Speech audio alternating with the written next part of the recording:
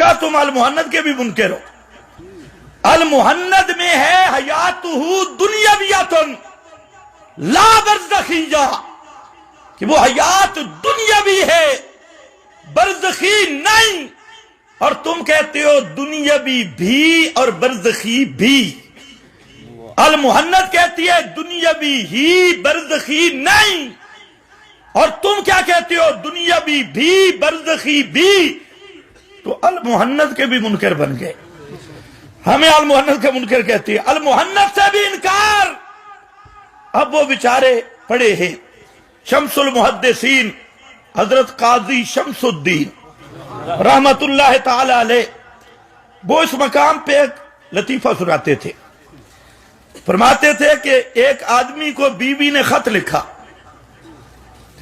اور بیوی نے لکھا کہ میں بیوہ ہو گئی ہوں، میں بیوہ ہو گئی ہوں۔ اس نے خط پڑھا، رونا شروع کر دیا، تو کسی نے کہا بھئی کیا مسئلہ ہے؟ اس نے کہا میرا بڑا نقصان ہوا ہے، بڑا نقصان ہوا ہے۔ میں کہا کون سا نقصان؟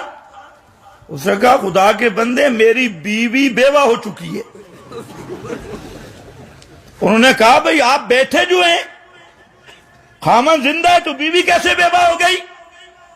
اس نے کہا کیا کروں، یہ لکھا بھی تو پڑھا ہے نا، خط بھی تو آیا ہے۔ خدا کی قسم یہ بیچارے آپ پھن چکے کہ المحند بھی تو آ گئی نا، اور المحند آئی وہ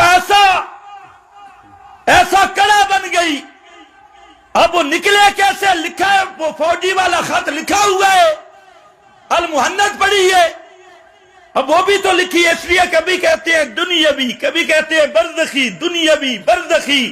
میں نے کہا اس میں ڈنڈی نہ مار، المحند میں دنیاویۃ لا برزخیہ، دنیاوی ہے برزخی نہیں۔ اب مان ذرا المحند کو، اس لیے میرا بھائی ان کی بھی اصلاح کے لیے عرض کرتا ہوں، یہ قانون سب علماء جانتے ہیں، سب اہل دین جانتے ہیں کہ عقیدے کا مسئلہ کتاب اللہ کی نص قطعی الدلالت، اور اگر حدیث پیش کرنی ہے قطعی الثبوت یعنی متواتر، قطعی الدلالت، صریح الدلالت لانی ہوگی۔ ان اخبار احاد بخاری، مسلم، ابو داؤد، ترمذی، ابن ماجہ کی صحیح سندوں والی روایات، وہ بھی عقائد کے باب میں حجت نہیں، اور یہ ان کے ملا بھی لکھ گئے، ان کے مولوی بھی لکھ گئے۔ اس لیے اور جہاں تک رہ گیا مسئلہ علماء کے اقوال کا، اقوال العلماء لا یحتج بہا، یہ ایسا قانون ہے دین کے معاملہ میں، سنت کے معاملہ میں، دین کے معاملہ میں، پیغمبر کریم کی شریعت کے معاملہ میں، اقوال العلماء لا یحتج بہا۔ علماء چاہے بڑا عالم ہو، بڑا بزرگ ہو، شیخ الحدیث ہو، محدث ہو، ولی اللہ ہو، پیر ہو، کوئی اس سے بھی بڑا ہو، نیک آدمی ہو، مجدد ہو، جو بھی ہو، اقوال العلماء لا یحتج بہا۔ پیغمبر کی شریعت کے معاملہ میں عالم کی بات شرعی دلیل نہیں ہے۔ الدین لا یعرف بالرجال والرجال یعرف بالدین، دین کی معرفت رجال کے ساتھ نہیں ہوتی۔ حضرت عبداللہ بن مبارک نے فرمایا الدین لا یعرف بالرجال والرجال یعرف بالدین۔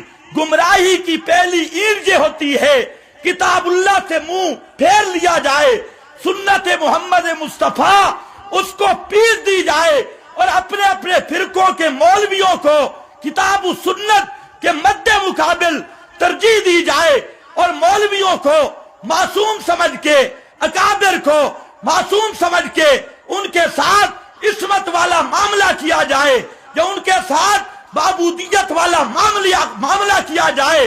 یہ ضلالت کا سب سے پہلا گیٹ ہے، اور ہمارے دوست اسی چکر میں پھنسے ہوئے۔ المحند میں لکھا ہے، اور ماننی المحند بھی وآخر دعوانا